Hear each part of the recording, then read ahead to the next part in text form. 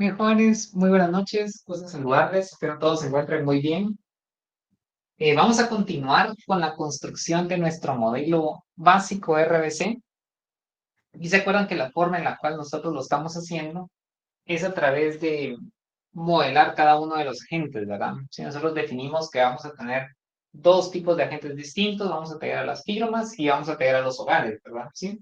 Para el caso de las firmas, nosotros le impusimos una función objetivo que, como ustedes lo pueden ver en la pizarra, es maximizar las ganancias netas de la firma, ¿sí? A partir de ese problema de optimización, donde las variables de elección es la cantidad de trabajo que la firma va a contratar y la cantidad de capital que la firma debe adquirir, pues nosotros encontramos reglas de decisión. Tal como lo señalé el día martes, estas reglas de decisión es como una especie de instrucciones, ¿sí? Una orden que nosotros como economistas le damos a la firma para que ésta pueda ser racional y para que pueda cumplir con su función objetivo, ¿verdad? ¿Sí?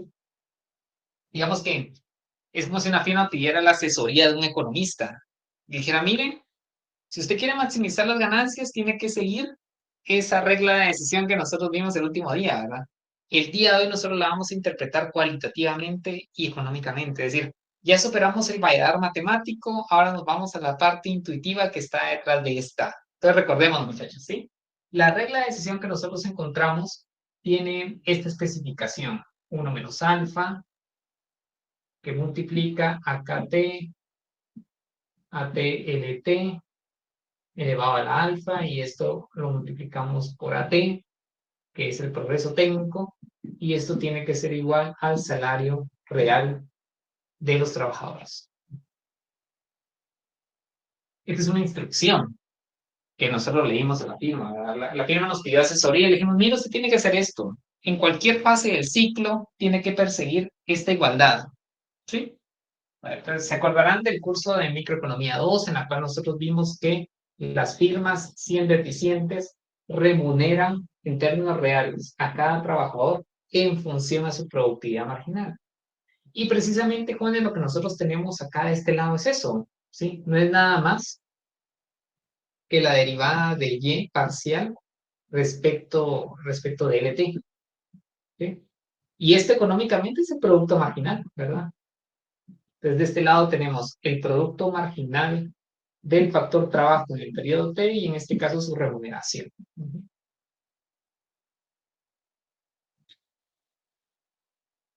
De esa cuenta, jóvenes, cambios en la productividad marginal a lo largo del ciclo va a ser que la firma lo iguale con remuneraciones a dicho factor. Porque eso le permite ser racional, ya sea que esté en una fase expansiva, en una fase de recuperación, en una fase de desaceleración o en una fase recesiva. Siempre va a perseguir esta condición. De tal manera, muchachos, que nosotros podemos concebir a los ciclos económicos como decisiones racionales de los agentes en cualquier fase del ciclo. ¿Sí? Son decisiones racionales resultado de cambios en las variables de elección de la firma, ¿verdad?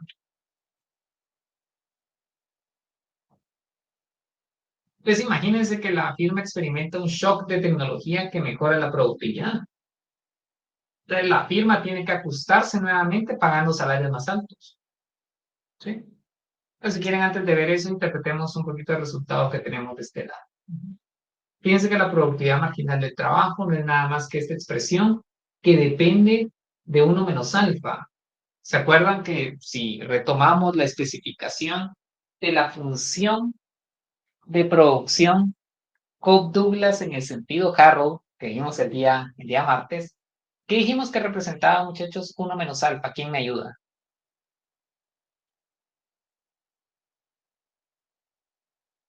Era la productividad marginal del trabajo, ¿no? Gracias, igualmente. ¿Nos puede dar una señal de la productividad marginal? ¿Sí? Porque nos indica que esta es positiva, ¿verdad? De hecho, positiva y decreciente. Creo que Fernanda nos estaba comentando precisamente eso es correcto. Además, ¿se acuerdan que nosotros señalamos que este parámetro lo que nos describe es una elasticidad, ¿verdad? Elasticidad insumo-producto. por cada 1% que la firma contrata más trabajo, la producción aumenta 1 menos alfa. Es decir, para aquellas economías que tengan una participación del trabajo mucho más alta, pues su productividad tiende a ser mayor. Y tiene sentido que los salarios reales en esa economía también lo sean. ¿Ven qué interesante es? O sea, ¿cómo nosotros responderíamos al hecho de que el ingreso real per cápita de las economías avanzadas sea más alto que el de las nuestras? Bueno, hay una regla de decisión optimizadora, ¿verdad? Lo podemos responder a través de la productividad del trabajo. Lo que podemos inferir es que la productividad del trabajo en esos países es superior a la nuestra. Exactamente.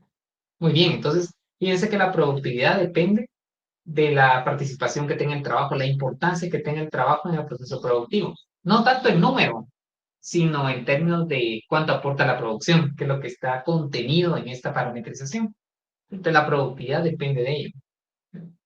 Ahora, fíjense bien, en función del tiempo, la productividad depende de este ratio.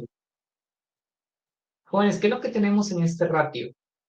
Tenemos la cantidad de capital por trabajador. Es decir, la productividad está íntimamente ligada a las condiciones iniciales de ambos insumos. Capital por trabajador. Es decir, si una economía está muy saturada de capital, ¿cómo esperamos que sea la productividad del trabajo? ¿Es una economía que tiene mucho capital o bien una firma que requiere el uso intensivo de capital para poder producir? ¿Qué podríamos inferir de la productividad del trabajo? Que va a estar maximizada. ¿Que va a estar más, mi hermana? O sea, va a ser muy eficiente. Y lo que podemos inferir exactamente es que el trabajo es más productivo, ¿verdad? El trabajo es más eficiente. ¿Por qué?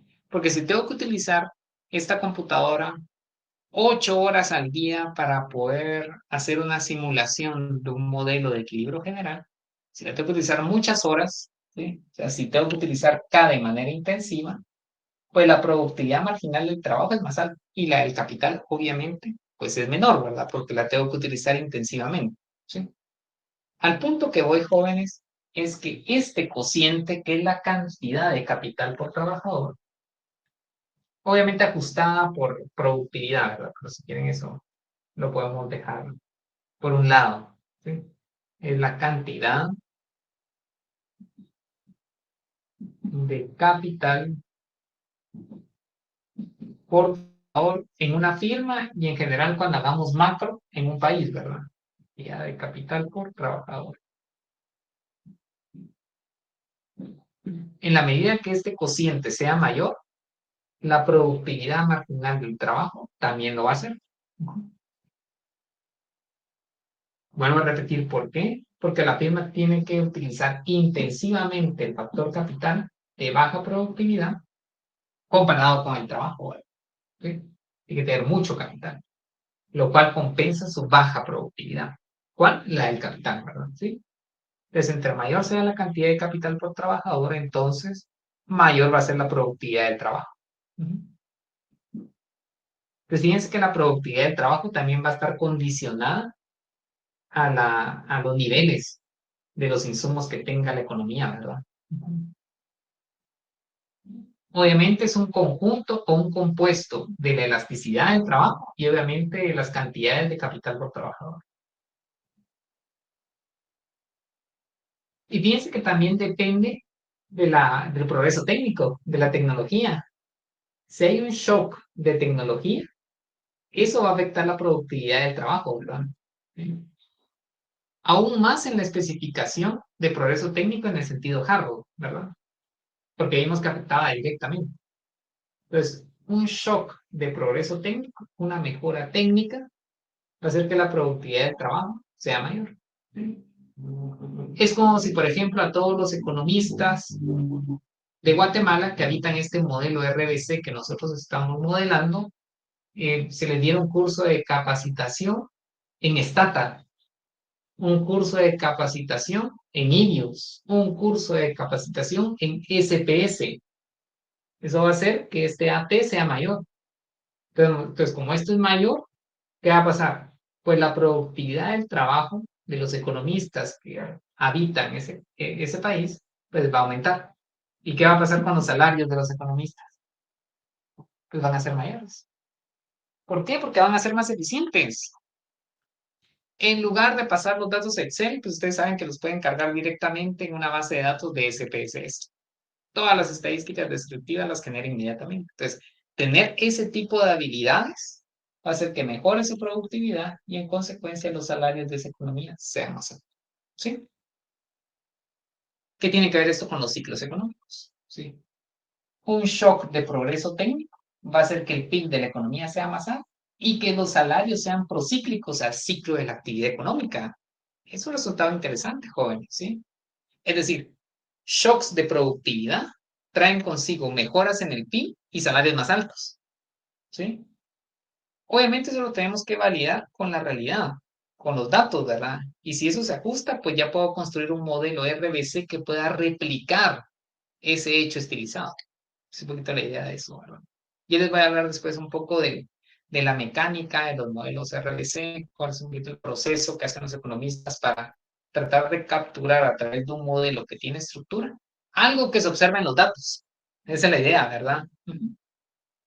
Muy bien, entonces, jóvenes, esa es la interpretación que nosotros podríamos dar a esta condición de equilibrio. La firma, ante cualquier shock que esté recibiendo, siempre va a seguir esa instrucción, porque esta instrucción es una instrucción que está vinculada a la racionalidad. ¿Por qué está vinculada hacia la racionalidad? Porque esa firma en todo momento está maximizando sus ganancias. Si sigue esa regla, entonces, si hay una caída en la productividad marginal, tiene que bajar los salarios. Eso le asegura maximizar el nivel de beneficios que pueda alcanzar en esa fase del ciclo. Muy bien, jóvenes, ustedes van a hacer el mismo ejercicio que acabo de hacer acá para el caso del capital. Es decir, van a obtener la condición de equilibrio con la regla de decisión para las firmas en cuanto a la compra de capital. Eso está en la siguiente ecuación de las diapositivas que ustedes tienen ya a su alcance, ¿verdad? Entonces, van a hacer el mismo ejercicio y obviamente lo van a interpretar de la misma manera. ¿Sí? Bueno, no sé si hay alguna inquietud en esta parte, jóvenes, en la parte de la interpretación. ¿Sí? Porque lo que vamos a hacer ahora es que nos vamos a trasladar a nuestro siguiente agente, lo vamos a modelar. Ya hablamos de las firmas básicamente van a tener dos reglas de decisión, digamos, la de maximización de ganancias a través del trabajo y la maximización de ganancias a través de la compra de capital. Ahora nosotros vamos a modelar a los hogares, ¿verdad? Entonces, jóvenes, no voy a borrar, ¿verdad? Vamos a pasar con los hogares, ¿sí? Los hogares también van a tener una función objetivo, ¿sí? Esa función objetivo nosotros la vamos a resumir en esta U mayúscula, ¿sí? Fíjense que buscan maximizar el valor esperado, de hecho, ¿verdad? Porque esta utilidad está vinculada al futuro, como lo vamos a representar ahora en la pizarra, ¿sí? ¿Qué es lo que buscamos hacer con los hogares? Los hogares tienen que tratar de maximizar el valor esperado de la U mayúscula, donde la U mayúscula es lo siguiente, ¿sí? Fíjense que la suma a lo largo del ciclo de vida del valor descontado o bien del valor presente, ¿sí? De las utilidades que están representadas con esta U minúscula, que dependen del consumo y del ocio del hogar representativo.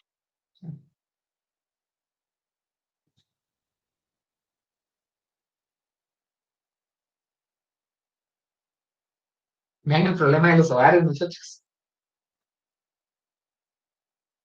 Es un problema, digamos, ya mucho más intertemporal, dinámico, ¿verdad? Pero lo vamos a estudiar ahora a detalle. De hecho, no es complejo, ¿verdad? Pero vamos a irlo analizando paso por paso. Muy bien, entonces vamos a empezar prácticamente de lo más específico y después nos vamos hacia lo más general, de adentro hacia afuera. Entonces, jóvenes, fíjense que los hogares van a derivar utilidad esta U minúscula a partir de dos bienes, ¿sí? Del consumo y del ocio. Tal como la notación que utilizamos en micro 2, ¿se acuerdan? Cuando vimos el modelo de la agente operante de trabajo, ¿verdad? C va a ser igual al consumo y 1 menos LT, la fracción del día que la gente destina al descanso, ¿verdad? Es ocio.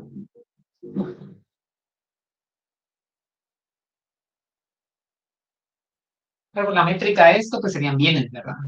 CT, digamos, si yo digo 30, pues son 30 bienes de consumo. Pueden ser televisores, pares de zapatos, puede ser ropa, puede ser comida, ¿sí? Bienes de consumo en general. Y este 1 menos LT es la fracción del día que por eso tenemos 1, que es un día, la fracción del día que la gente no está trabajando, ¿verdad?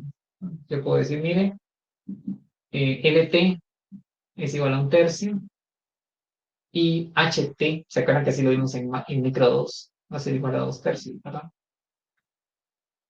Es decir, 8 horas estoy vinculado al mercado laboral y 16 horas lo destino a otras actividades, que puede ser compartir con la familia, ver televisión, ¿sí? Estudiar macroeconomía 3, ¿sí? Ese es socio, ¿verdad, muchachos? De acuerdo a la definición, ¿verdad? No necesariamente puede ser que sea eso en la vida real, ¿verdad? Pero para fines de lo que tenemos acá, ese es socio, ¿verdad? Porque no están vinculados al mercado laboral, ¿de acuerdo? Bueno, entonces, jóvenes, fíjense bien, esos dos bienes que están en el dominio, que están en R2,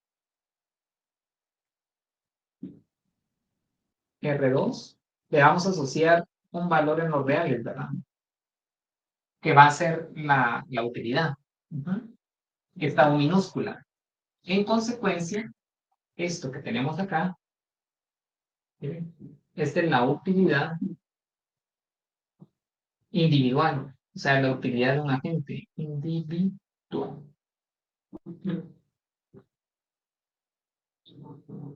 Si para cada par CT 1 menos LT, le vamos a asignar un nivel de utilidad.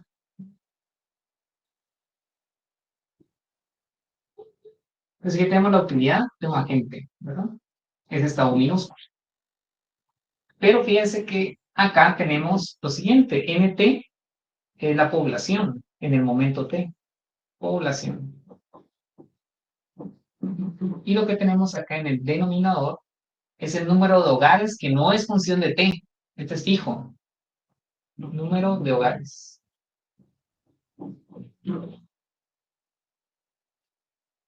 Entonces aquí arriba tenemos la población que sí es función del tiempo y tenemos un número fijo de hogares en esa economía, ¿verdad? Entonces vamos a considerar, jóvenes, que para comprender que nos indique ese cociente que tenemos de este lado, vamos a asumir que tenemos 100 habitantes y el número de hogares es de 20, ¿verdad? Tenemos 20 hogares en esta economía. Entonces, ¿cuál es el cociente que nos estaría indicando?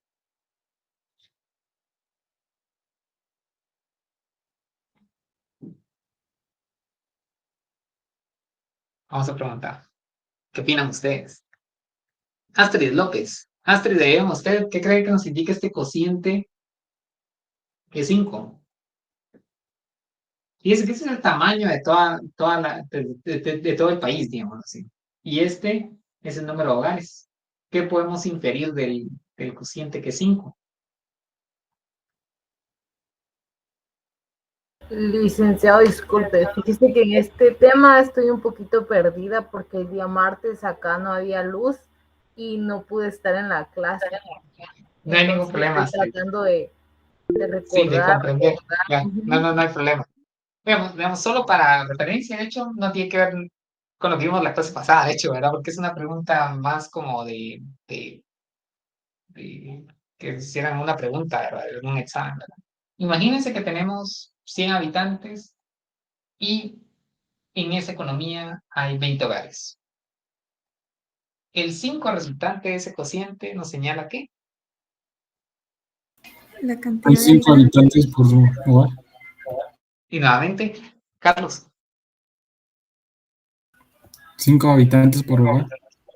Exactamente. Lo que me indica es el número promedio de integrantes que tiene cada hogar. Exactamente, muy bien, joven. ¿Sí? Entonces, fíjense que este cociente, lo voy a colocar por acá. Gracias, Carlos, y también Erika, que nos estaba comentando la respuesta. De este lado. Esto de acá lo voy a dejar acá de este lado, muchachos, porque voy a utilizar más abajo. Entonces, NT partido H es el número promedio de integrantes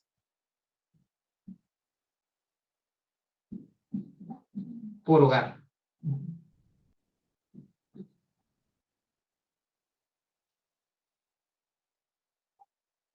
Entonces, pues fíjese que cada hogar en promedio tiene a 5 integrantes o 5 habitantes, ¿verdad?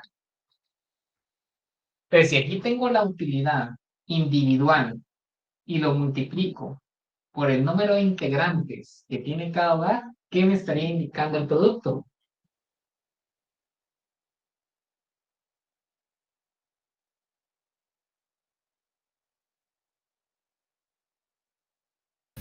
La utilidad por hogar. Exactamente. Muy bien, mi hermana. Es la utilidad del hogar. Exactamente. Muy bien. Vieron que no está muy complicada la interpretación. Esa sería la utilidad del hogar.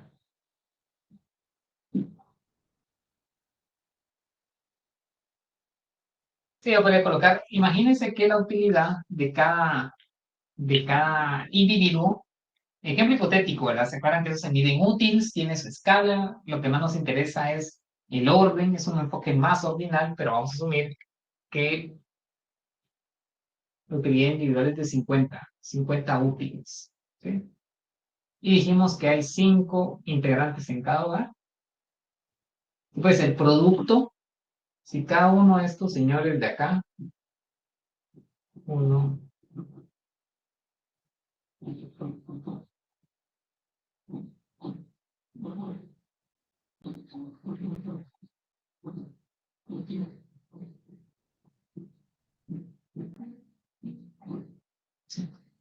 si cada uno de estos tiene 50 útiles, pues el producto, en este caso la suma, nos indicaría la utilidad del hogar. Entonces, se dan cuenta, el problema que estamos resolviendo es el del hogar representativo. Entonces, la utilidad del hogar es de 250 útiles, ¿verdad? Exactamente. Entonces, jóvenes, ya vamos construyendo un poco más esta U mayúscula, ya la vamos comprendiendo en su total dimensión. Pues primero, la U minúscula, la utilidad individual, que depende de estos bienes. El producto por este cociente me da la utilidad, como le indicó Nirvana, la utilidad del hogar, que sería la utilidad de estos individuos que están acá. Ahora, jóvenes, esta parte es muy relevante, es importantísima. Vean acá. ¿Sí? Fíjense que ahora tenemos este factor. Este factor tiene un nombre muy particular, de hecho relevante para el análisis de los ciclos económicos reales. ¿Sí? Vamos a hablar primero de ello. Este factor porque está multiplicando, se le llama factor de descuento. De descuento de la utilidad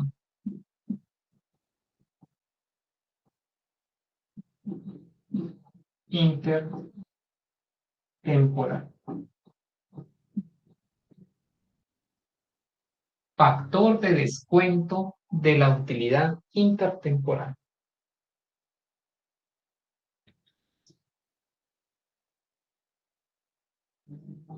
Donde E representa la base, ¿verdad? Que es 2.7 y todos los decimales que siguen, ¿verdad? Este es un parámetro ρ, RHO, que es la tasa. Esta es una tasa, muchachos. Es la tasa de descuento Tasa de descuento, ¿verdad? De la utilidad.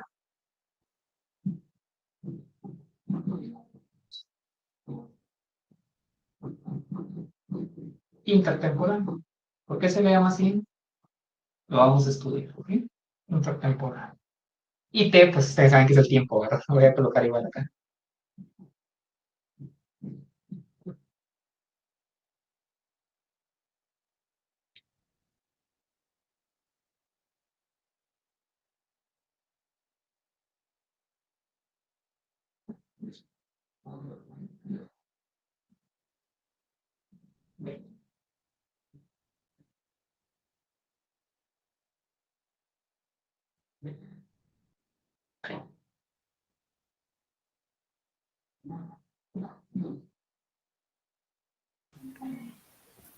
Licenciado, Claro. mi Sí, hermana adelante. tenía una consulta y Ah, sí, Cristian gracias. también tenía una pregunta, una consulta anterior. Gracias, Ana, muy amable. Jóvenes, es que es cuando veo la pizarra y no los puedo ver. Ustedes saben que en cualquier momento me pueden interrumpir cuando esté hablando. Pero gracias, Ana, no los había visto. Entonces, en ese orden, mi hermana y después Cristian. Sí. Ay, sí, disculpe, Lick, pero es que a mí me da pena interrumpirlo. Interrúmpame, muchachos. No hay nada que me genere más utilidad que me interrumpan. Mi pregunta Ajá. es, al referirse a utilidad, estamos hablando en qué, en cifras, bienes. Gracias por la pregunta. Buena pregunta, ¿sí? Lo que pasa es que la utilidad, ¿se acuerdan como lo vieron en micro 1? La utilidad no tiene una métrica como tal, porque es un indicador subjetivo de satisfacción, ¿verdad? ¿Sí? La utilidad mide qué tan alegre o qué tan satisfecho soy, ¿verdad? O estoy, mejor dicho, ¿verdad? ¿Sí? Por ejemplo, yo puedo decir, miren, ¿qué tanta utilidad le da recibir macro test? ¿Sí? Mejor no le pregunto, ¿verdad? Porque puede ser que vamos a cambiar de bien, ¿sí? ¿Qué tanta utilidad le genera a usted descansar 8 horas al día o dormir 8 horas al día? Entonces viene usted y me puede decir, miren, una utilidad muy alta, pero usted me puede dar una escala distinta. A veces, fíjese que a mí me da una utilidad de 10 de 10, pero le puedo preguntar a Cristian y me dice, mira, a mí también, pero yo le voy a decir otra métrica, 100 de 100. Entonces fíjese que dado que la utilidad es un valor, es una definición subjetiva del nivel de satisfacción, la métrica no es totalmente estándar ni definida, de tal manera que yo puedo establecer distintas escalas para poder rankear mi nivel de preferencia, ¿sí? Por ejemplo, yo puedo decir que si descanso 1 hora, descanso 2 horas, descanso 3 horas, y pues fíjese que el nivel de utilidad, ya voy a contestar su pregunta en concreto, ¿verdad? Si solo quiero dar un poquito de contexto. Y aquí está el nivel de satisfacción, ¿verdad? Satisfacción del individuo A y satisfacción del individuo B. Yo puedo decir la satisfacción es baja, aquí la satisfacción es media, y si duermo a la tercera hora, la satisfacción es media, alta. Pues eso también me diría la segunda persona, ¿verdad? Es baja, es media, es alta, ¿verdad? Pero si yo le preguntara al individuo A, denme un número, ahí está el problema. Porque puede venir el individuo A y va a decir, fíjese que como es baja, yo le voy a dar 1. El de media va a decir, fíjese que yo le puedo dar 2, el nivel de utilidad. Y el individuo 3, pues me puede decir 3. Pero el individuo 1 me puede decir cuando descansa 3 horas, 3. Le pregunta al individuo B y me dice, fíjese que esto va a ser 1. Y este va a decir, mire, este es 4. Es decir, a esta le doy una utilidad de 9 como nivel de satisfacción. Lo que sí sabemos es que ambos agentes, cuando nos indican que descansan 3 horas, le van a dar una ponderación más alta que si descansaran 2 o descansaran 1 hora. Pero en este ejemplo lo que puedo mostrar es que hay distintas escalas que representan el mismo nivel de preferencias, ¿verdad? De hecho, yo podría decir que este nivel de preferencias es el cuadrado de lo que tengo acá, por darles una idea, ¿verdad? ¿Sí? Pues dado que no existe una única escala, una única medición que refleje las preferencias para un grupo de agentes, pues esta métrica pues no va a tener sentido como tal en su número. En consecuencia, no es relevante saber si estos son quetzales, si son dólares. Tiene sentido ver el ranking, es decir, saber que 9 es mayor que 1, ¿sí? Y que 1 es menor que 4, ¿sí? Entonces, lo que hace la microeconomía es que genera una nueva escala, Nirvana, ¿sí? Digamos, desconozco si lo vieron en microeconomía 1 porque hay distintas formas de poderlo ver, pero usualmente lo que se hace en micro 1 es que esa nueva escala se le llaman útiles, ¿sí? Este número van a ser útiles.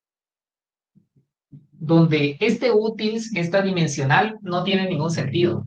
Lo que tiene sentido es cuando yo comparo estos útiles con otros útiles. Por ejemplo, los 4 que teníamos acá. 4 útiles. O útiles, ¿verdad? ¿Qué puedo decir? Pues que 9 es preferido a 4, ¿verdad? ¿Por qué? Porque 9 es mayor que 4. Entonces, esta nueva escala es creada por los economistas, ¿verdad? Donde no le interesa tanto el número, mi hermano. O sea, el número es irrelevante. Pero es que no le damos sentido a cómo está medido. Nos interesa saber el ranking que genera a partir de la numeración, ¿sí? Donde una utilidad de 50 es preferido a una utilidad de 40. Donde 50 y 40 no son nada, si quieren verlo así, ¿verdad? Son útiles, una escala nueva.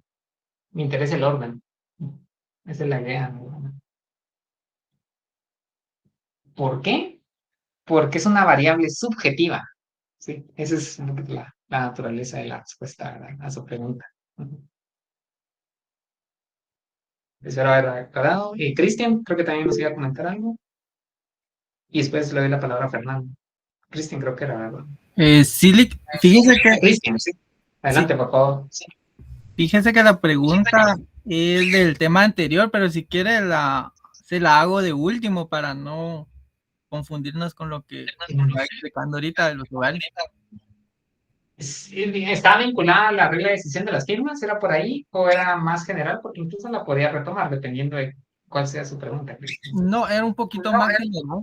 Por ejemplo, pero mejor se la hago hasta de último porque porque si no nos vamos a confundir más, siento yo. Me parece, perfecto. Está bien, no hay ningún problema. Lo vemos así. Fernanda. Yo solo tengo una duda. ¿El comportamiento de los agentes en este caso es homogéneo o también puede ser heterogéneo? Esa es una muy buena pregunta. Si bien sé que, honestamente, este es homogéneo. En el sentido, cuando nos referimos a homogéneo, es que todos los agentes en nuestro modelo van a hacer lo mismo. Si se da cuenta, estos 5 individuos que tengo acá tienen la misma función de utilidad y derivan utilidad de los mismos bienes, ¿verdad? Entonces su comportamiento siempre va a ser maximizar la utilidad en el sentido que lo estamos viendo. ¿En qué caso, digamos, podemos tener agentes heterogéneos en nuestro modelo RBC? Pues colocar otro grupo de agentes que no sigan el principio de racionalidad, que de hecho eso existe en modelos, bueno, RBC, ¿sí? Pero también en modelos neo-keynesianos de equilibrio general, en la cual uno coloca una fracción lambda de agentes que se comportan de forma racional, que están maximizando siempre su función de utilidad. Le podemos colocar, de hecho en la literatura estos se llaman agentes ricardianos, ¿verdad? Más 1 menos alfa, que sería otro grupo de agentes. Ahí está la parte heterogénea que nos comenta Fernanda, de agentes no ricardianos, así se le llama en la literatura. Y esos agentes ricardianos lo que hacen es que no optimizan ninguna función, sino como están restringidos en sus ingresos, cada vez que la economía esté en un boom, lo que hacen es gastar todos sus ingresos en cada momento del tiempo. No optimizan nada, sino que gastan lo que tienen en cada minuto, en cada momento del tiempo. Esa es la idea. Entonces, este tipo de modelos está conformado por agentes que son homogéneos en su comportamiento porque todos van a hacer lo mismo, pero uno puede hacer, si quisiera hacer algo mucho más elaborado o quisiera acercarse más a la realidad, colocar una fracción de agentes que no va a optimizar. O sea, no vamos a resolver un problema de optimización, sino la economía está en boom, pues va a gastar en ese momento del tiempo todo lo que tiene. Y eso va a tener incidencia, ¿verdad?, en los ciclos económicos, ¿verdad? Porque si la proporción de agentes no ricardianos, que son los que no optimizan, es muy alta. ¿Cómo creen ustedes que va a ser la varianza del ciclo económico comparado con una proporción de agentes no ricardianos más pequeña? ¿Cómo sería la varianza del PIB ante la presencia de agentes que no optimizan, que gastan todo lo que tienen en cada momento del tiempo? Pues les comento, digamos, si tuviéramos una economía habitada por un grupo de agentes que no optimizan, que reaccionan al ciclo económico, pues usualmente los ciclos económicos tenderían a mostrar más varianza que si tuviéramos agentes que optimizan y que tratan de suavizar su consumo a lo largo del tiempo, ¿verdad? Esa es la idea. Pero se podría hacer, ¿verdad?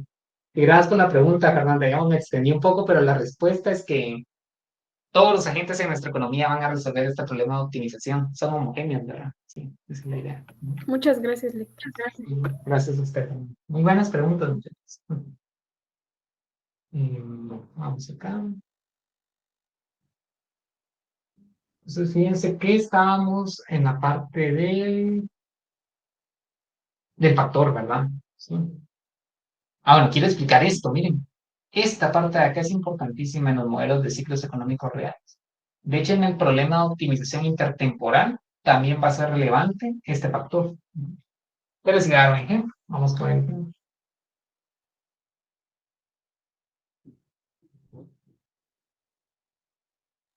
Y acá.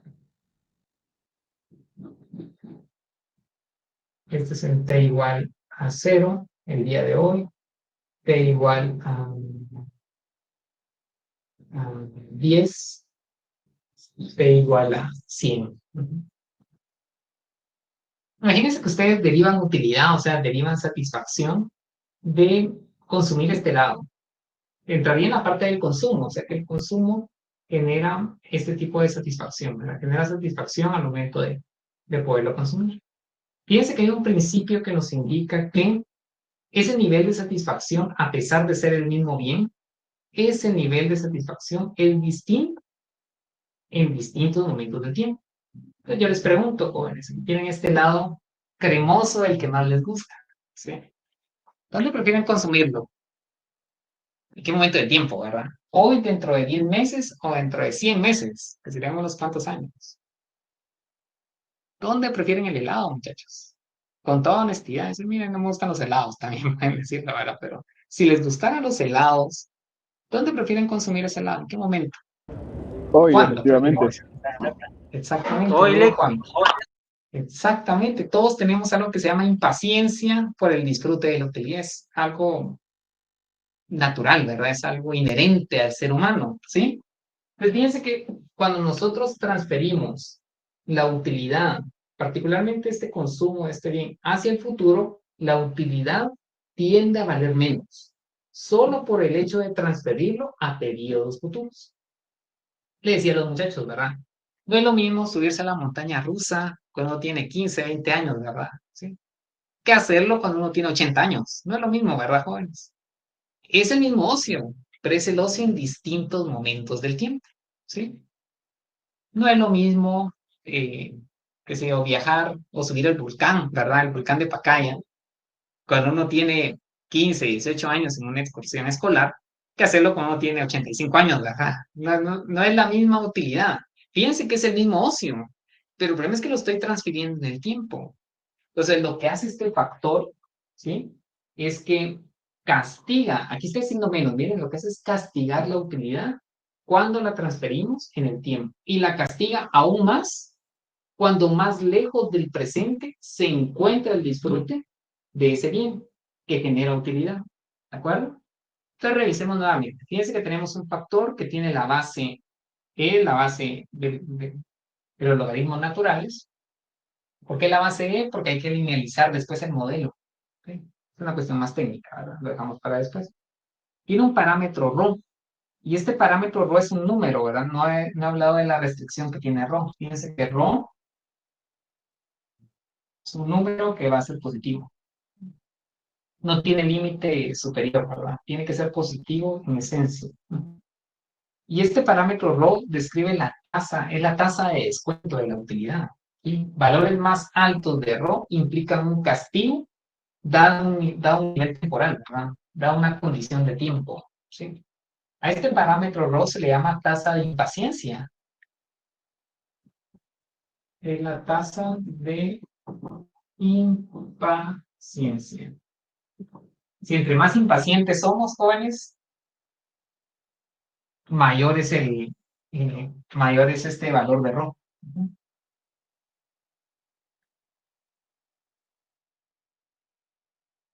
¿De acuerdo?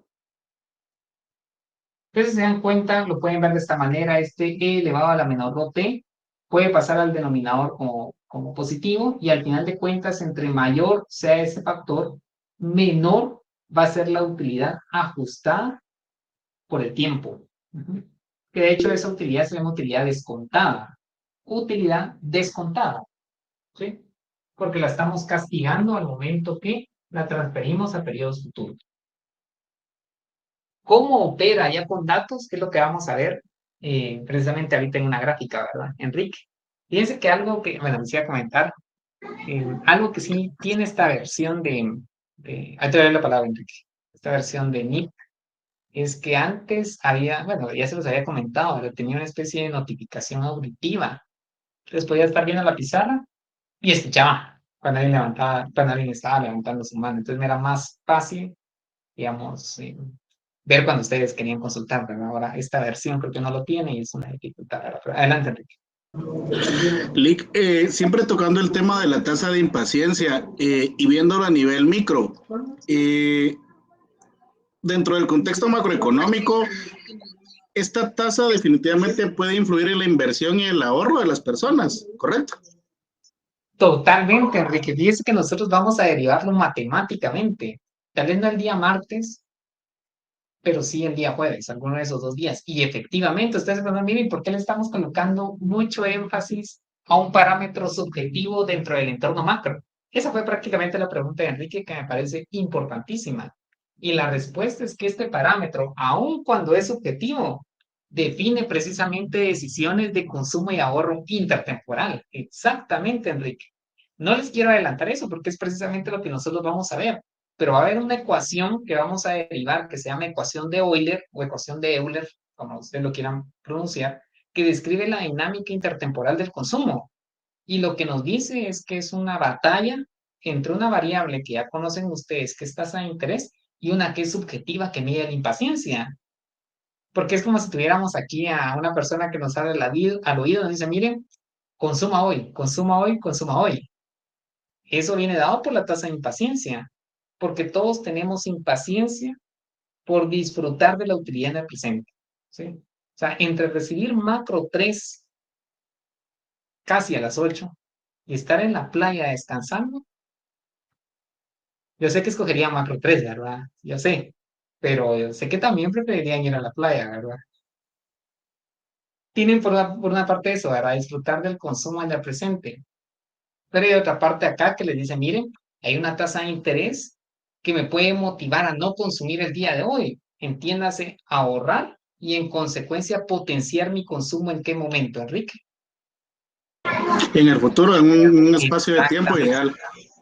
Exactamente. Sé que Entonces, vulgarmente pudiésemos decir que este tema es como cuando necesitamos la adquisición de un bien no necesario, pero nuestra decisión la basamos en por eso trabajo o para eso trabajo. Exactamente. Fíjense que usted está tocando el punto relevante en lo que estamos discutiendo. Nosotros lo vamos a hacer del enfoque obviamente cuantitativo, porque como economistas tenemos que ser capaces de modelar esto, ¿verdad? Lo que usted está señalando. Pero lo que está detrás es lo que usted indica. Y ese comportamiento que usted nos está comentando para un agente se replica para la mayoría de agentes y eso va a generar incidencias sobre el PIB de la economía. Porque si el consumo agregado es muy alto en el presente porque la tasa de impaciencia es mayor, pues obviamente el ciclo económico se va a potenciar más en el presente que en el futuro, ¿verdad? Entonces tiene relevancia en términos del ciclo económico que nosotros estamos estudiando. Y ese es un aporte inigualable, podría decir yo, al análisis de los ciclos económicos, porque las teorías keynesianas tradicionales, estamos en la década de los 70 finales, ¿verdad? todas las teorías anteriores no lo consideraban. O sea, el rol que tienen las variables subjetivas dentro del comportamiento de variables económicas agregadas objetivas, ¿verdad? Entonces, digamos, es tan importante que los modelos neo-keynesianos, que es lo que actualmente se utiliza en la macroeconomía, conservan esta propiedad de subjetividad al momento de tomar decisiones de orden real, ¿verdad? De orden objetivo y económico. Exacto.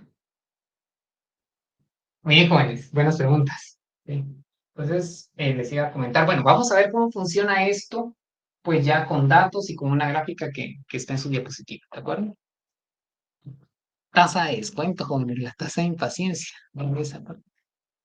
Interesante, ¿verdad? Vamos a ver acá. Se acuerdan que estamos en la U mayúscula todavía, ¿verdad? Estamos hablando de la función objetivo del hogar. ¿No? Bueno, entonces vamos a revisar a detalle lo que contiene esta lámina, ¿verdad? Fíjense que en el eje, bueno, no en el eje, ¿verdad? En la primera fila tenemos la variable tiempo, ¿verdad? ¿Sí? Que va desde 0 hasta 8, que pueden ser trimestres, pueden ser meses, ¿sí? Dependiendo de cómo ustedes vayan a alimentar los datos de su modelo, pero generalmente, pues es trimestral, ¿sí? Entonces podemos tener presente y 8 trimestres adelante. Aquí tenemos la utilidad, jóvenes, en cada momento del tiempo. Vean que este agente está disfrutando de la misma cesta de bienes y está descansando la misma fracción del día, de tal manera que la utilidad en cada momento del tiempo es la misma. 500. Ese 500 son útiles. ¿Me dice algo el 500? No. Lo que me dice el 500 es que eso es preferible a tener una utilidad de 400. Eso sí me lo indica, pero como tal, de forma aislada el 500, no me indica mayor cosa, ¿verdad? Entonces, primero quiero que reconozcan que la utilidad en cada momento del tiempo es la misma. Se está consumiendo lo mismo y se descansa lo mismo, ¿sí? Aquí viene la parte relevante, muchachos, ¿sí? Aquí está el factor de descuento. ¿Qué información necesito para poder computar el factor de descuento? Pues tengo ya la base E, ya la tengo. Necesito un valor para ρ.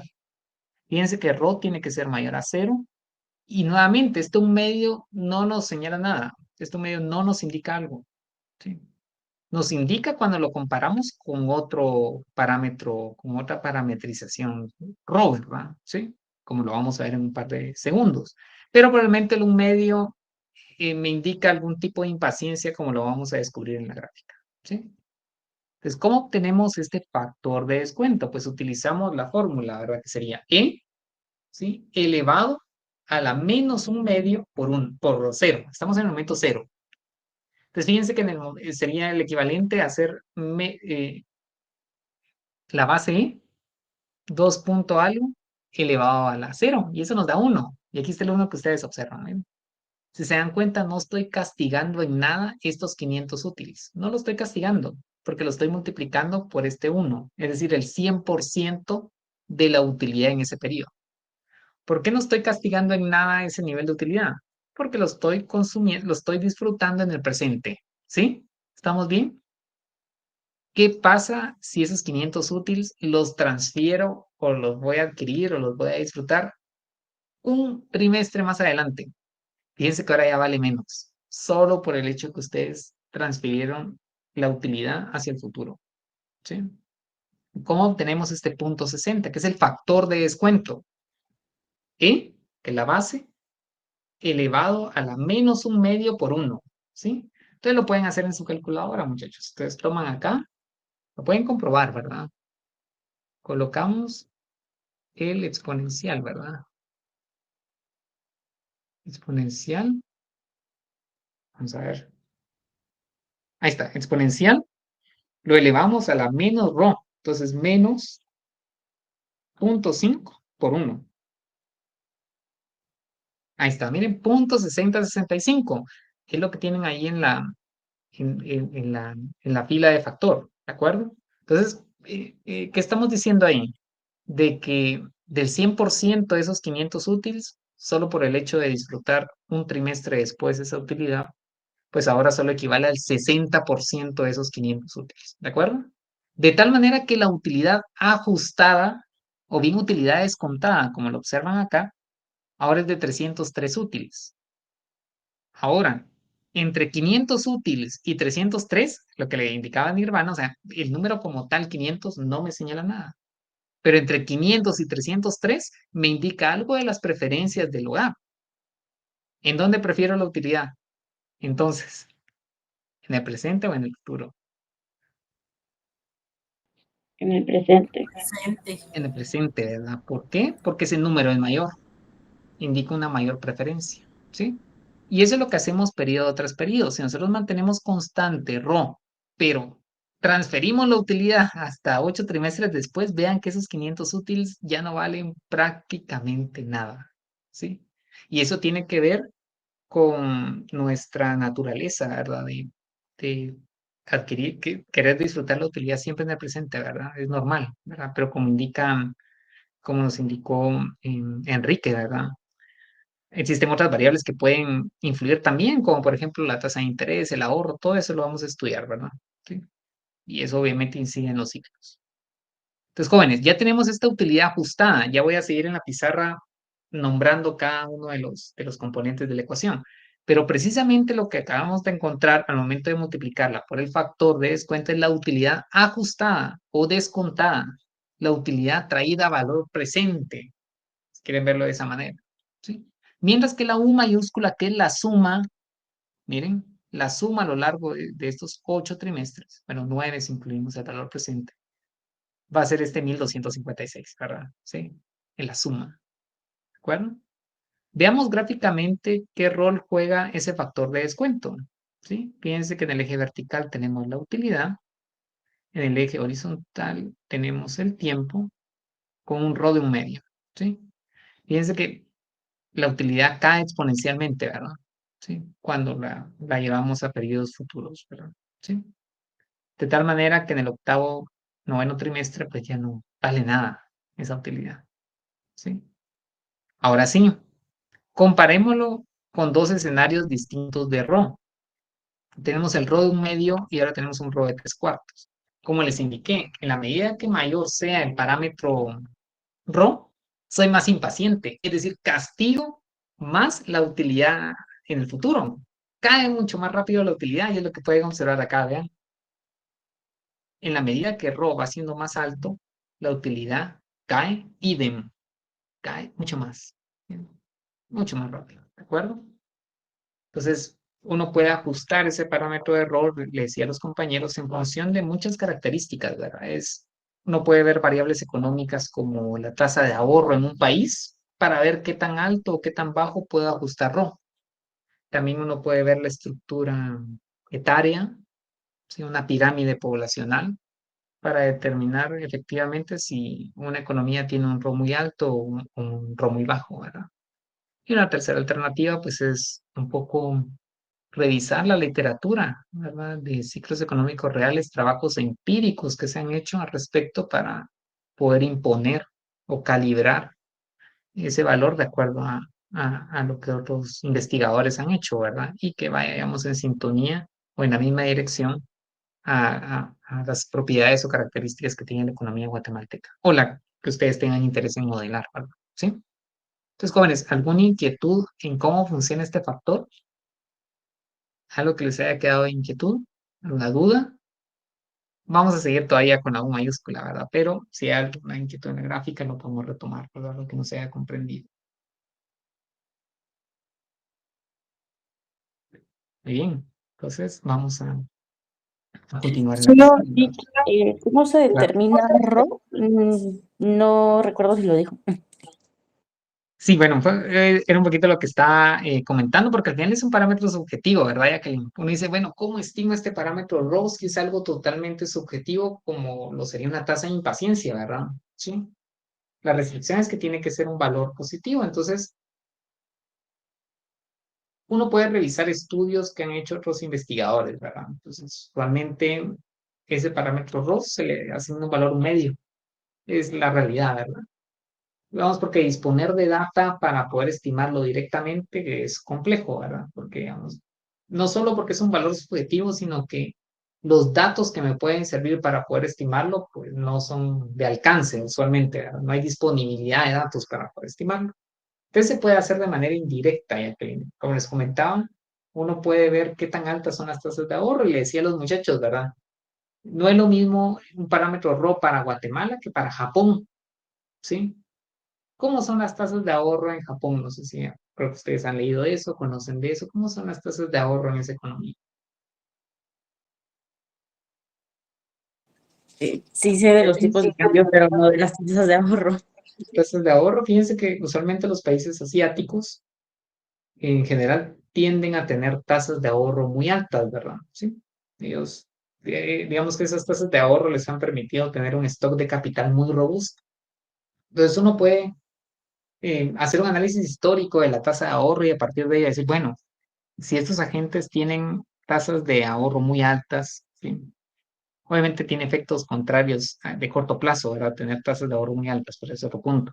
Si las tasas de ahorro son muy altas, uno puede decir, bueno, tal vez la tasa de impaciencia, Jacqueline, es baja, ¿verdad? Sí. O sea, uno puede estimarlo indirectamente con cierto nivel de confianza, ¿verdad? Sí.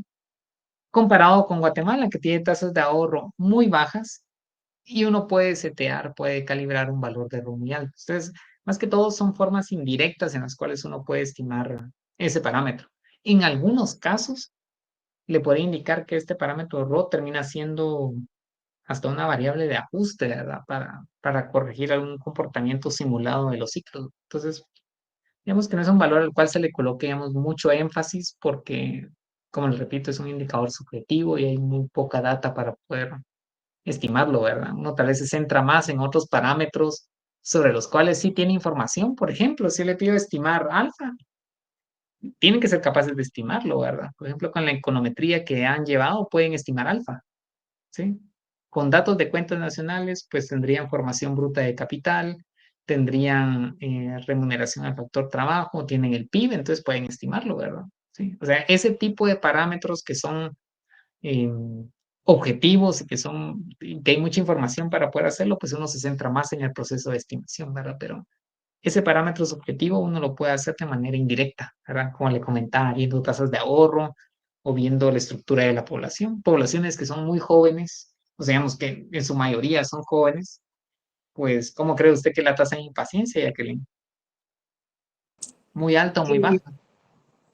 Altísima, licenciado, más con el tema de redes Exactamente. sociales, que se ve cómo atrae gente, de repente, no sé, pasea, viaja, gasta, entonces, Sí. Sí, o sea, todos ustedes tienen una tasa de impaciencia alta teóricamente, ¿verdad, muchachos? Sí. O sea, prefieren estar ahorita en la playa que estar recibiendo macrotrade. Son bromas, ¿verdad? Sé que están aquí recibiendo macrotrade, ¿verdad? Pero es un poquito la idea. Exactamente, uno ve la estructura de la población y puede inferir. Vuelvo a repetir, no puntualmente y no a través de una estimación econométrica, ¿verdad? Pero sí en función a ese indicador indirecto, como tasas de ahorro o bien eh, estructura de la población, ¿verdad? Por edades. Ujú. Esa sería la respuesta. muy bien, licenciado, gracias. No, usted, gracias por la pregunta. Entonces, muchachos, ¿se acuerdan que ya vimos esto, verdad? Es la utilidad del hogar. Pues jóvenes, ahora nos toca ver esta parte, miren. Ya prácticamente lo tenemos todo. Entonces les pregunto, ¿cómo le llamarían a todo esto que tengo de este lado? Con lo que hemos visto, ¿qué nombre le colocarían? No hay un nombre único, ¿verdad? Pueden colocarlo de distintas maneras. Pero, ¿cómo nombrarían a esta parte de la U mayúscula? Utilidad, ¿a cuál parte? Sí, ahorita lo voy a colocar. Y es que debería ser, hicimos esto, ahora nos tocaría desde acá.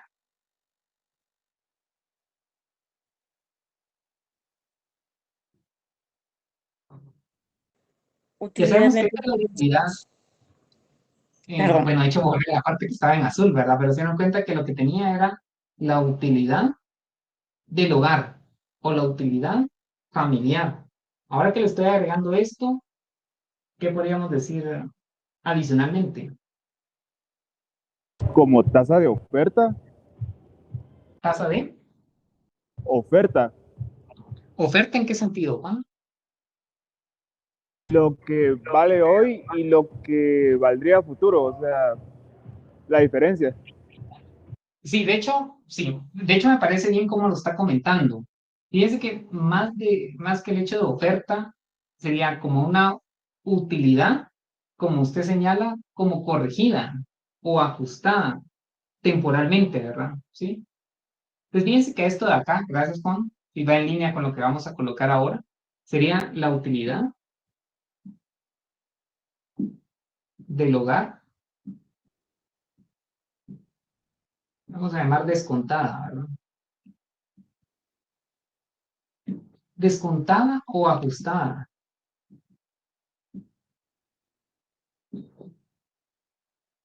Descontada intertemporalmente, ¿verdad? O ajustada intertemporalmente, le pueden colocar. Eso se llama así porque incluye el factor de descuento, ¿verdad? Valga la Exactamente. redundancia. Muy bien, Fernanda. Le llamamos así porque ahora ya lo estamos corrigiendo. Pero ¿se acuerdan que teníamos acá estos 500, 500 y 500? Hasta acá no lo habíamos ajustado temporalmente, ¿verdad? Ahora sí, 500 es la utilidad presente. Ahora, esto en términos de utilidad presente no son 500, ¿verdad? Como le llevé al futuro, esto va a valer 300. Y esto, como lo llevé a un futuro más lejano, va a valer 100. Entonces, esto de acá es porque ya incluye este factor, ¿verdad? Aquí no lo habíamos incluido. Entonces, precisamente, Fernando, es porque nosotros ya estamos incluyendo este ajuste por el factor de descuento. Entonces, es una utilidad del hogar descontada o ajustada. Yo ya lo puedo comparar, ¿verdad? Porque ya lo corregí. Entonces, ¿qué hacemos finalmente, muchachos? Cada una de estas utilidades ya corregidas, las sumamos, miren, desde 0 hasta infinito. O sea, esta es la U mayúscula, es la suma, ¿verdad? Fíjense que ya todo esto, no lo voy a escribir, ¿verdad? Pero sería el equivalente a lo que hablé primero, ¿verdad? Dije que es la suma a lo largo del ciclo de vida del valor presente, o bien del valor ajustado, o del valor descontado, de las utilidades que dependen del consumo y el ocio del hogar representativo. Se dan cuenta que no está difícil, ¿verdad? Era prácticamente, pues, una suma de utilidades, ¿verdad? Entonces, vean la naturaleza del problema que va a resolver un hogar representativo, ¿sí? Este sería el equivalente a la función de beneficios netos, ¿verdad? Ahora es una función de utilidad, ¿de acuerdo? Entonces, para poder determinar las reglas de decisión de este agente, tenemos que fijar, por una parte, la función de utilidad en específico que vamos a utilizar, la restricción que va a tener este agente, y obviamente, pues ya resolver cada una de las reglas de decisión intertemporal e intratemporal. Bueno, pues, jóvenes, ¿alguna inquietud adicional de esta parte? No hemos fijado una función de utilidad, jóvenes. Se lo vamos a hacer el día de hoy, precisamente, en un par de minutos. Ventana, vamos a continuar, ¿sí? Compartir. Bien, vamos a hablar de características adicionales previo a poder plantear el problema del hogar representativo, ¿verdad? ¿Sí? Entonces, fíjense que la población crece a una tasa n minúscula, miren. Entonces, aquí la tenemos en su versión linealizada. Quiero hacer hincapié, bueno, quiero más que todo señalar que este log que tenemos acá, si bien usualmente se denota para el logaritmo de base 10, lo vamos a entender acá como logaritmo natural, mucho, ¿sí? Es muy importante porque eh, tenemos exponenciales, como se dieron cuenta. Entonces aquí este log va a ser igual a ln, ¿sí? Es nada más una cuestión de base, pero vamos a hacer ese cambio, ¿sí? Sería ln de lo que tenemos de este lado, ¿sí? Entonces fíjense que la tasa a la cual crece la población es esta tasa n minúscula, ¿sí? Para mostrarlo, pues lo voy a hacer acá en la pizarra, ¿sí? Lo voy a copiar acá para que revisemos cómo se determina la tasa de crecimiento poblacional, ¿sí? Entonces tenemos que ln de nt es igual a n barra más n por t. Y hay una restricción que no nos vamos a detener en eso, y es que n tiene que ser menor a rho, ¿verdad? Pero no vamos a estudiar eso a detalle. Bien, jóvenes, entonces ya está linealizado, ¿verdad? Pero nosotros queremos determinar esa ecuación de crecimiento poblacional, ¿sí? N barra más nt, ¿sí? Entonces, nt es igual al exponencial de n barra por el exponencial de nt. Ujú.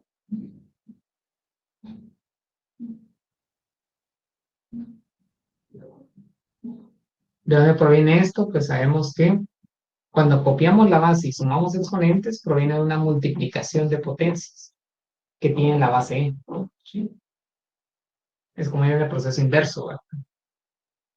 Copio la base, suma exponentes, pues es el producto de potencias que comparten la misma base, ¿sí? Pues este nt tiene que ser igual al exponencial de n barra, y n barra es una constante. Entonces esto podría ser la condición inicial de población en el momento cero, ¿sí? Se lo voy a multiplicar por el exponencial de nt.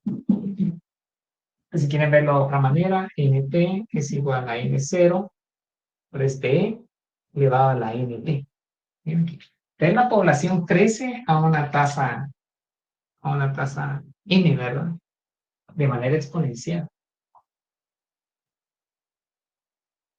Tengo nt, tengo el tiempo,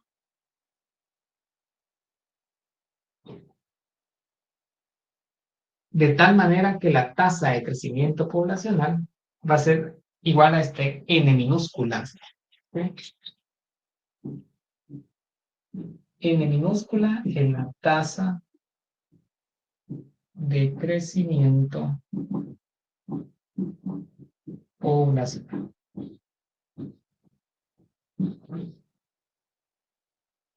Vamos que en esta no nos vamos a centrar mucho en el análisis porque es más complementario, pero sí quería que ustedes vieran y pudieran identificar que esta es una tasa de crecimiento. Sí. ¿De acuerdo? Lo que sí nos interesa, jóvenes, es en el contexto de la función de utilidad, que es la siguiente ecuación que nosotros vamos a ver, es la especificación que nosotros vamos a adoptar de la misma. ¿Sí? En eso sí nos vamos a detener un poco en este momento. Nosotros dijimos nada más, hasta el momento, que la utilidad depende de dos bienes, pero la especificación como tal no la hemos señalado. ¿Sí? Entonces, eso sí lo vamos a hacer a continuación. ¿Cuál es la especificación que nosotros vamos a adoptar para la utilidad de los agentes? ¿Verdad? Todos van a tener la misma función de utilidad.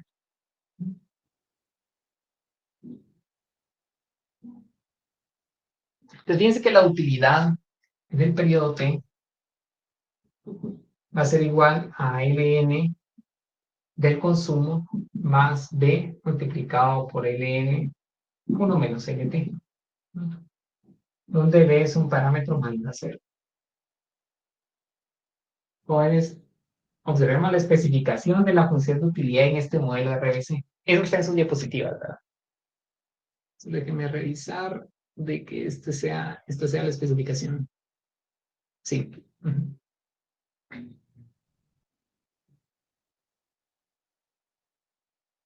Si se dan cuenta, jóvenes, la utilidad es como una especie de variante tipo Cobb-Douglas, una variante Cobb-Douglas, ¿sí?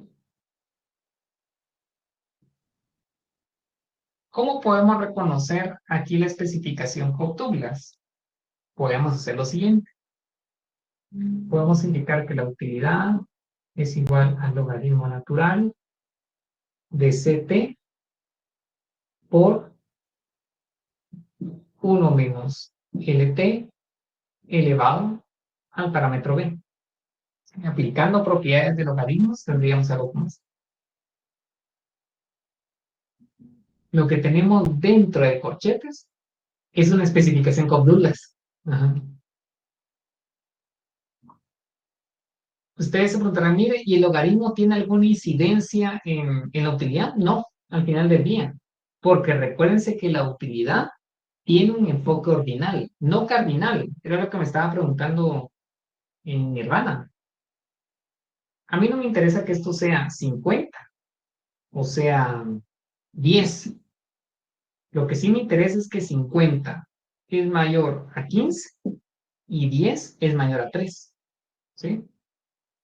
Lo mismo pasa acá. El aplicar logaritmos, dado que es una función monótona creciente, no va a alterar el ranking que nos genera la utilidad. ¿Sí? Pues ustedes bien que lo pueden sustraer si quieren verlo así. A ese punto voy. O sea, tener o no logaritmos no hace la diferencia en la utilidad, porque el ranking se va a preservar. ¿Sí? Vuelvo a repetir, ¿por qué? Porque el logaritmo es una función monótona creciente. ¿Sí? Entonces, hecha esa salvedad, lo que tenemos adentro es una especificación Cobb-Douglas. ¿De acuerdo? Si es una especificación Cobb-Douglas, ¿qué representa B entonces? Que es un parámetro positivo, jóvenes.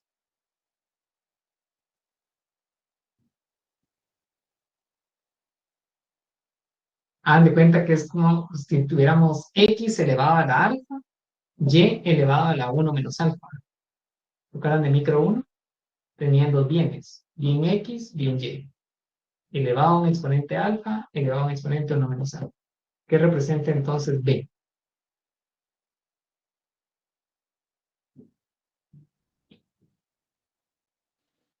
Me da Una una pista. elasticidad.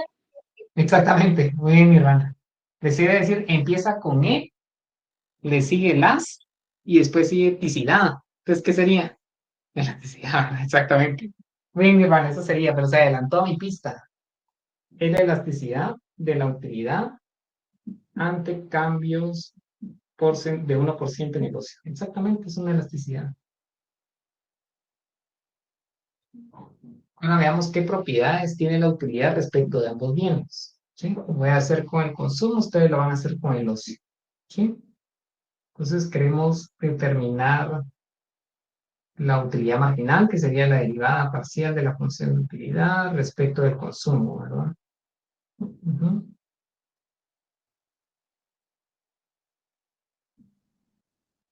Lo vamos a hacer con la linealizada, ¿verdad? La que tenemos acá. Entonces, jóvenes, ¿cuál sería la utilidad marginal? La expresión de la utilidad marginal.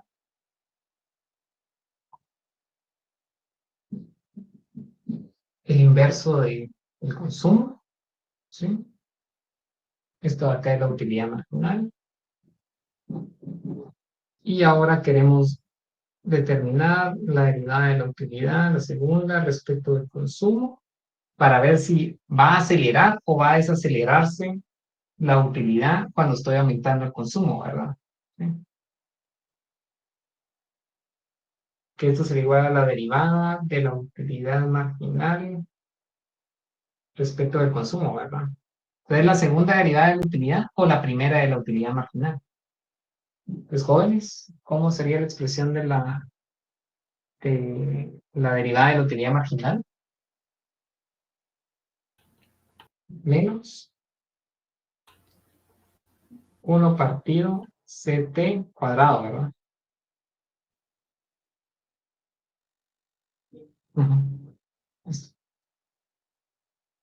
Entonces, para ver cómo se comporta la utilidad respecto del bien consumo, pues veamos, interpretemos esto, jóvenes.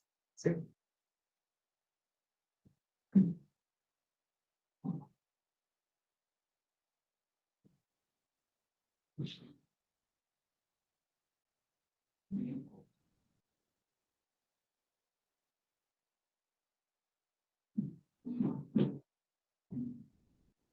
Tengo consumo.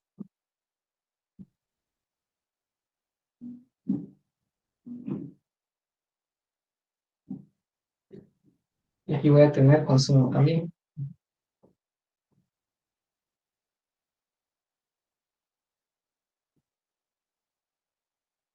Pues, jóvenes, ¿quién me puede dar las características, ahora sí ya económicas, que tiene la utilidad cuando esté consumiendo más?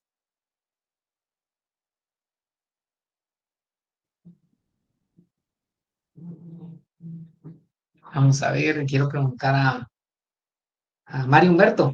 Mario, ¿qué me diría usted? Cuando usted consume más, ¿Qué pasa con su utilidad?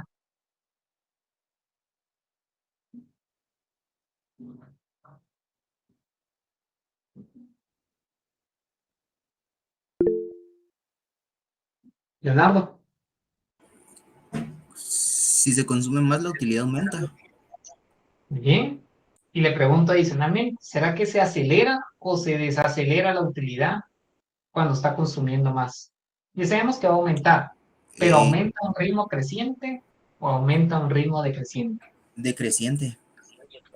¿Y cómo sabe que es decreciente, Leonardo?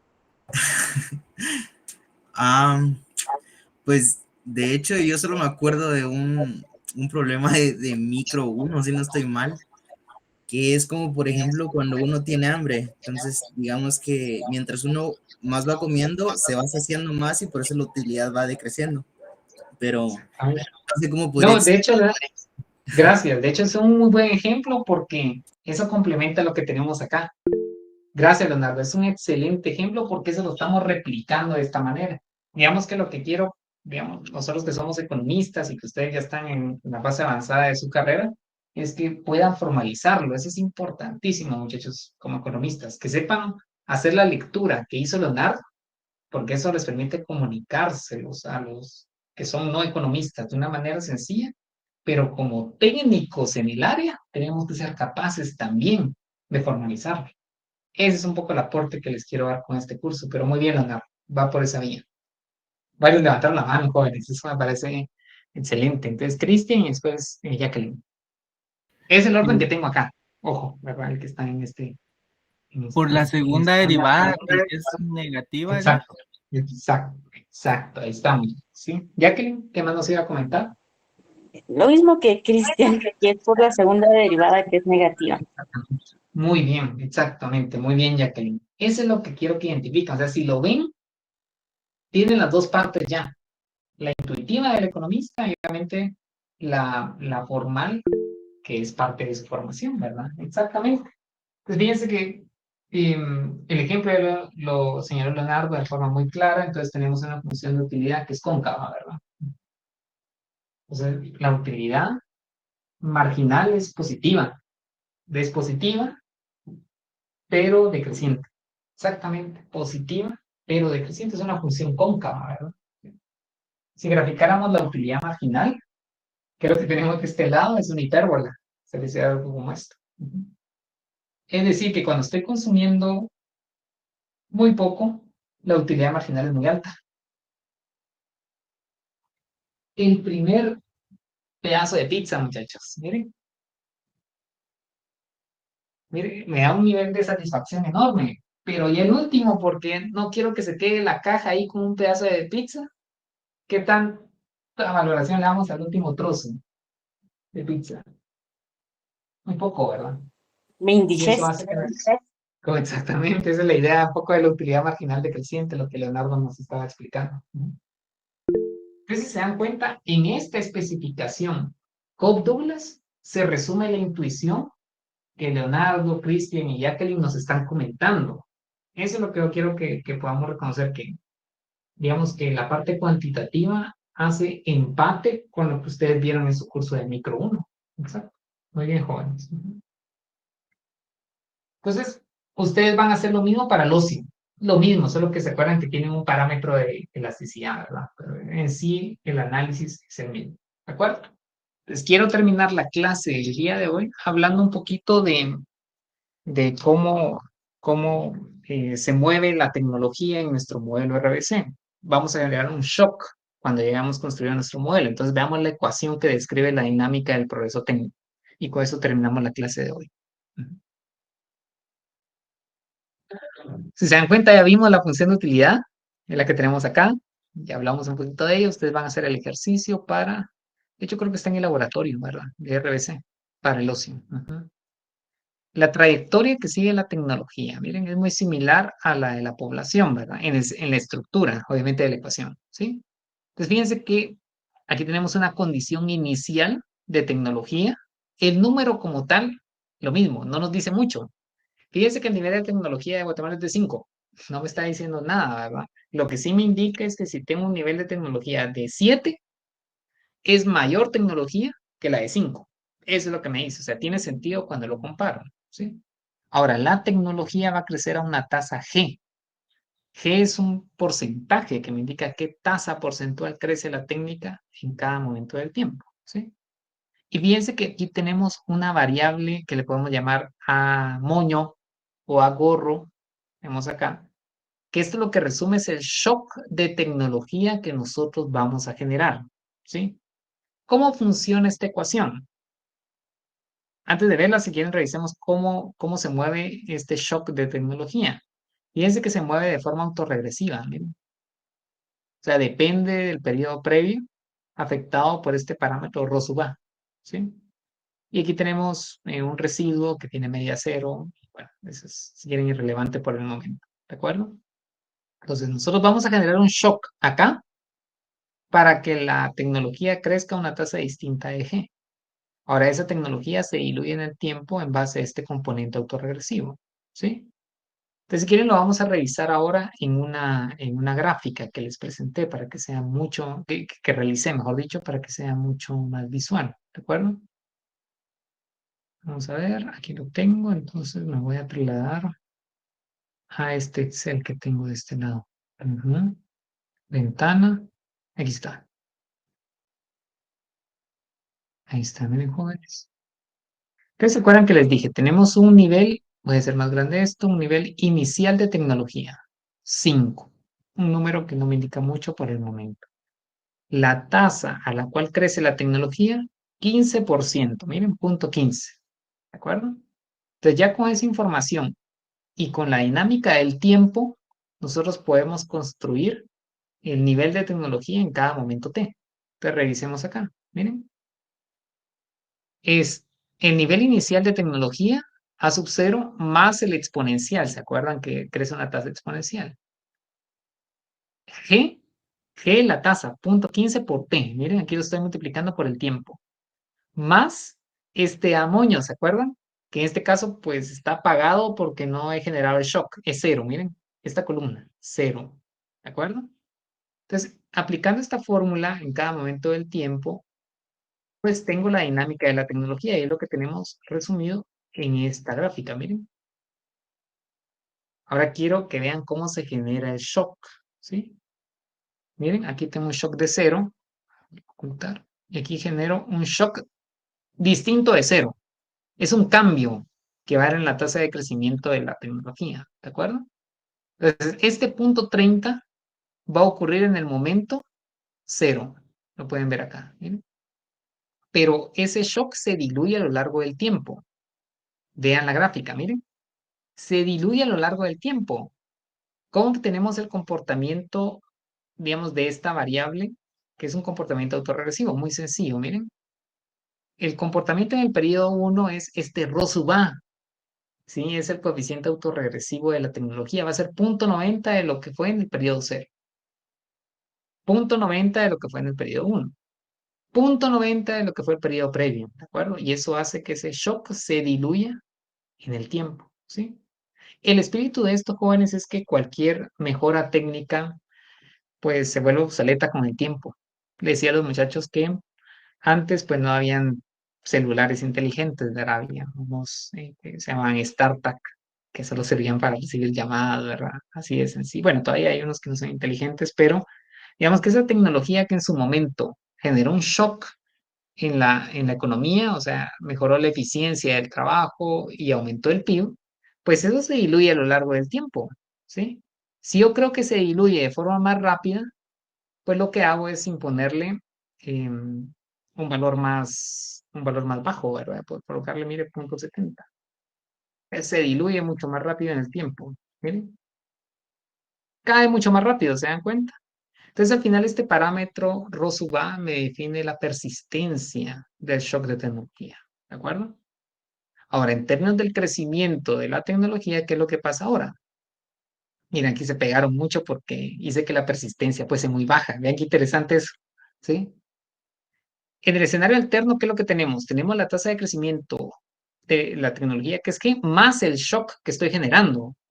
Y por eso es que ustedes ven que ahora tengo otra ruta de la tecnología que está por arriba. Esa mejora técnica hizo que la tecnología creciera a una tasa más alta. pero como la persistencia la puse muy baja, prácticamente en el largo plazo son lo mismo, ¿verdad? Lo que puedo hacer es dejar una persistencia mucho más alta, que dure mucho más tiempo, ¿verdad?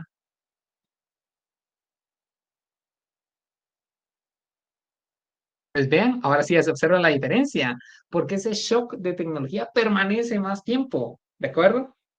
Eso obviamente hay que modelarlo en función del shock que ustedes quieran representar en su modelo RBC.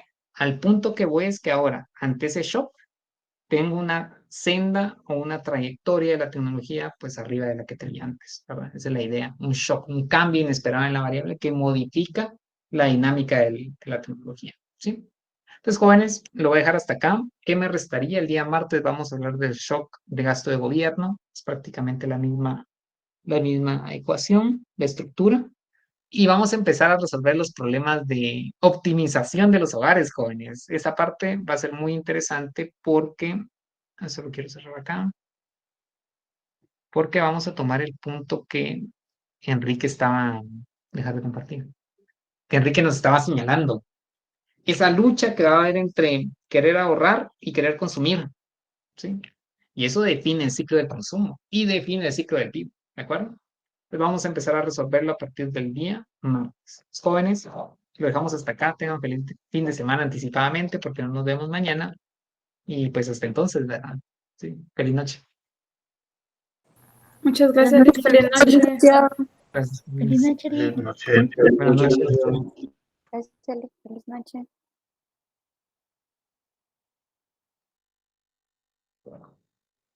Un momento, jóvenes. Ahorita venimos.